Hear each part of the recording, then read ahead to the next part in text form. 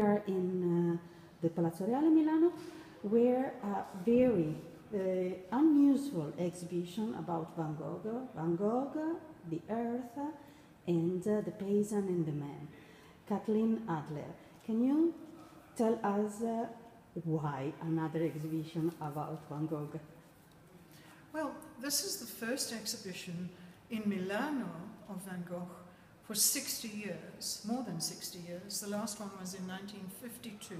So not just another exhibition, but a very special exhibition, and an exhibition that links to the themes of next year's expo.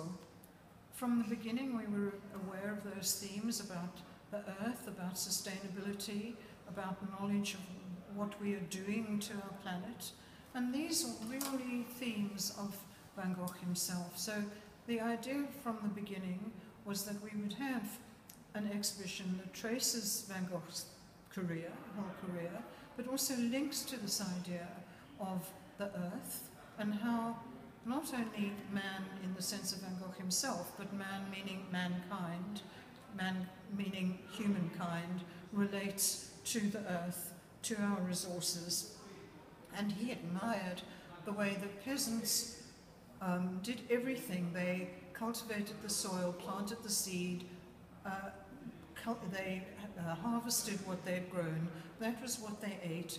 That sort of cycle, very self-sustaining, was something he greatly admired, even though, of course, by the end of the 19th century, that too was a dying way of life. People think to know quite everything about Van Gogh, but then we always discover something else during exhibitions or reading or admiring Van Gogh. Van Gogh is not only a name, he's a great artist, and when you see a Van Gogh exhibition, billions of people come and see. Absolutely. So, which is the new, not the new thing, but what is what you think about something new coming out from this exhibition? I think you're right.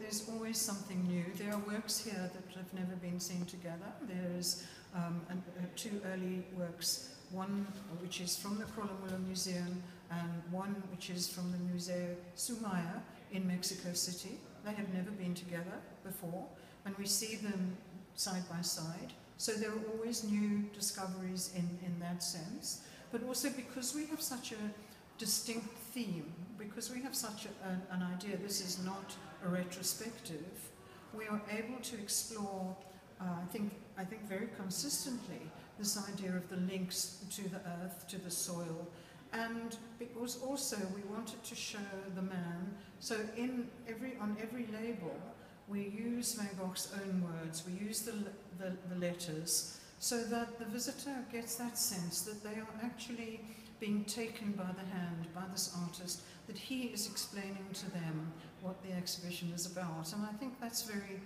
moving, and I'm hoping that visitors will find that something very wonderful to experience. Another very important thing that you underlined during the press conference is that Van Gogh was not a man that liked to live in a city. And this is clearly evident through the seeing his works of art. So yeah, I mean, and the thing is, I think he found relationships with people very difficult. He was very intense, very obsessive, and I think what used to happen always is he would become, if you became friendly with him, he would be too friendly, and then things would go wrong. And in the city there was just too much stimulation, there was too much going on. He needed the solitude, as many artists do of course, to produce his work, but also he needed to feel that connection with the soil, with the peasants, that of course he did not feel living in the city of Paris in the late 1880s. We have these beautiful bunches of sunflowers that give us the possibility to talk about Van Gogh's colors and paint. Van Gogh's colour is really what we most associate with him, but of course it's only when he went to Paris and actually experienced what the work of the Impressionists looked like that he changed his palette. But he was very clear, I think, that his art and his fundamental beliefs did not change. So he said, very memorably, that he had always been the same apple, only riper. So he changed in his approach, how he painted, but he didn't change in his beliefs and how he approached the world. And I think that's really very moving, that here is a person who, in a short career, only 10 years, starts out with a very, very dark colour, and then becomes this light, bright colour. And then, of course, when he goes to the south of France, where the skies are very blue and the light is very intense, he is reflecting that in his painting.